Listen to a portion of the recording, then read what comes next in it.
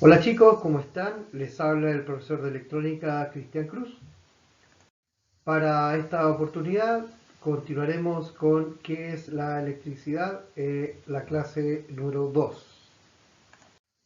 A continuación nos encontramos con las unidades de la electricidad. Bueno, las unidades de electricidad definidas por el Sistema Internacional para las magnitudes relacionadas por la ley de Ohm y la ley de Watt son las siguientes. El voltio, que su letra es la B, esta expresa la fuerza electromotriz, el potencial eléctrico y el voltaje. Luego tenemos el amperio, el cual su letra es la A, expresa la intensidad de la corriente eléctrica.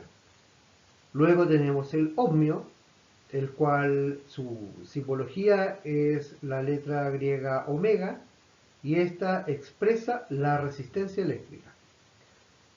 Luego tenemos el watt, cuya letra es la W, y esta expresa la potencia eléctrica que consume un componente eléctrico o electrónico. A continuación, conoceremos los tipos de electricidad. La primera es la electricidad dinámica, que es producida por una fuente permanente de electricidad que provoca la circulación de electrones a través de un conductor. Este tipo de electricidad es la que nos llega desde la compañía eléctrica. En este tipo de electricidad los electrones viajan por un circuito eléctrico compuesto por materiales conductores, como puede ser un cable de cobre que nosotros conocemos. La corriente eléctrica, como nosotros ya sabemos, es el flujo de electrones que recorre un material. Entonces la corriente eléctrica puede ser de dos tipos. Primero tenemos la corriente continua, cuando los electrones fluyen en una sola dirección. Por ejemplo, la corriente producida por un panel fotovoltaico o la corriente que sale desde una batería. Luego tenemos la corriente alterna. Esta es cuando los electrones cambian continuamente su dirección de positivo a negativo. Entonces, este es el tipo de electricidad que nos llega a nuestros hogares. Entonces, el uso de la corriente alterna significó un importante hito en la historia de la electricidad. Entonces, la energía eléctrica fue el origen de la segunda revolución industrial. Luego está la electricidad estática. Entonces, esta electricidad estática es un fenómeno que surge en un cuerpo que posee cargas eléctricas en reposo. Normalmente los cuerpos son neutros, o sea, mismo número de cargas positivas y mismo número de cargas negativas. Pero cuando se electrizan pueden adquirir una carga eléctrica positiva y una negativa. Entonces, una de las formas de conseguir electricidad estática es a través del frotamiento. El proceso por el que el cuerpo adquiere una carga se llama inducción electroestática. Entonces, en esta imagen nosotros podemos ver eh, cómo se puede generar electricidad estática. Entonces, acá vemos un ejemplo donde un globo lo frotamos en un chaleco y se produce un tipo de carga. Luego tenemos el electromagnetismo. Entonces, el electromagnetismo o electricidad electromagnética se refiere a aquella energía eléctrica que se almacena en el espacio, o sea, a un cierto tipo de espacio, debido a la potencia en un campo magnético. Este tipo de energía se propaga o difunde como una radiación, como podemos ver en la imagen, como por ejemplo podemos mencionar, no sé, las señales de radio, la de televisión, la radiación infrarroja y las ondas de un horno microondas.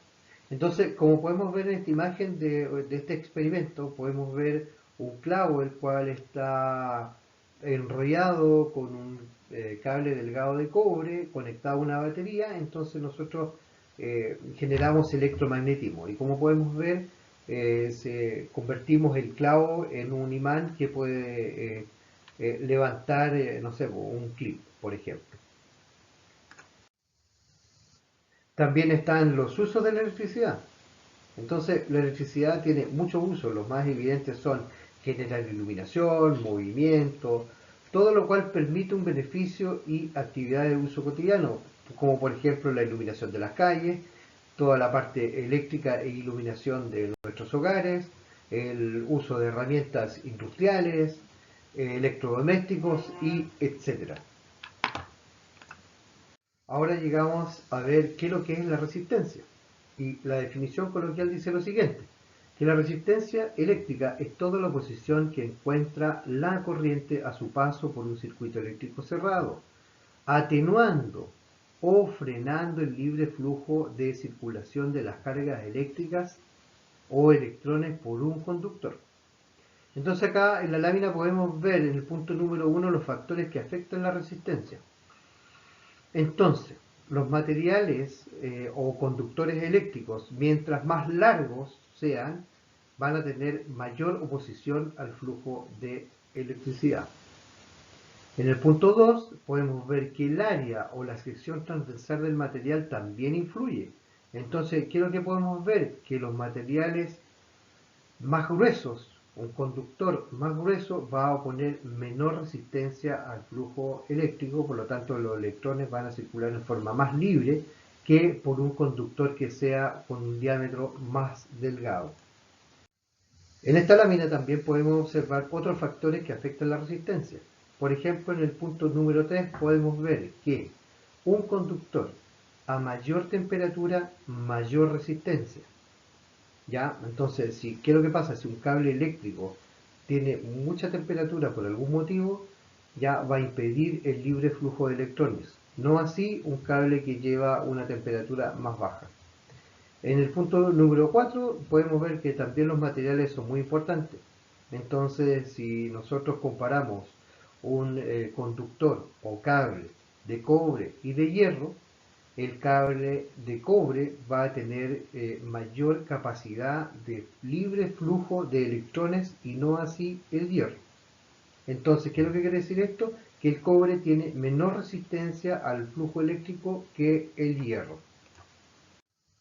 Entonces, ahora vamos a ver qué es lo que es la conductividad. Entonces, como vemos en la definición, la conductividad se refiere a la capacidad de un material o sustancia para conducir o transmitir libremente la corriente eléctrica.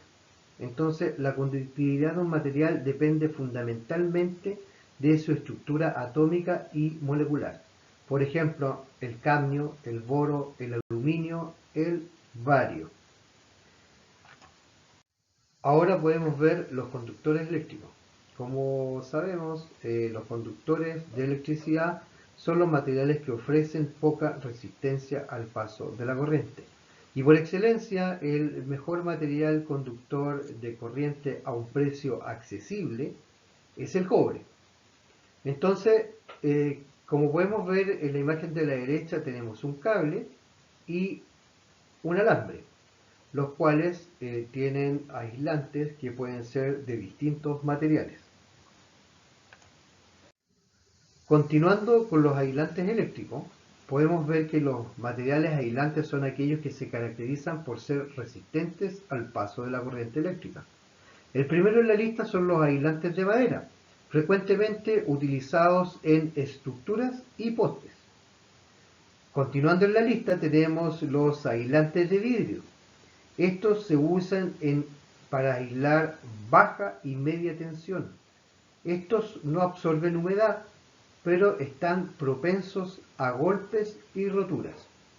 Y se usan generalmente en postes de alta tensión.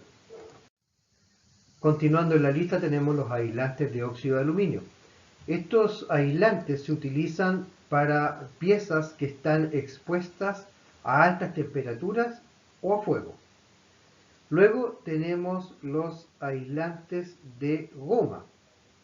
Los aislantes de goma generalmente se usan para recubrir los conductores eléctricos y, como podemos ver a la derecha, con winchas aislantes.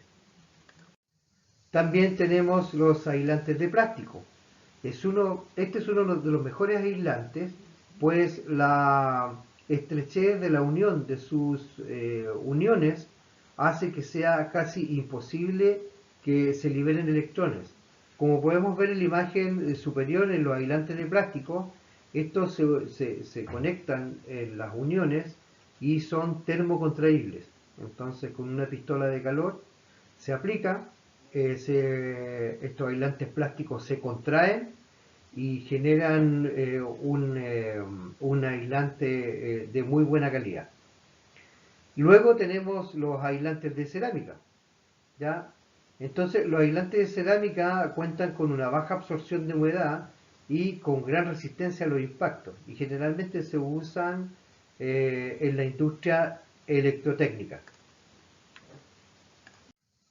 Bueno, espero que esta presentación les sea útil y nos vemos en una próxima oportunidad.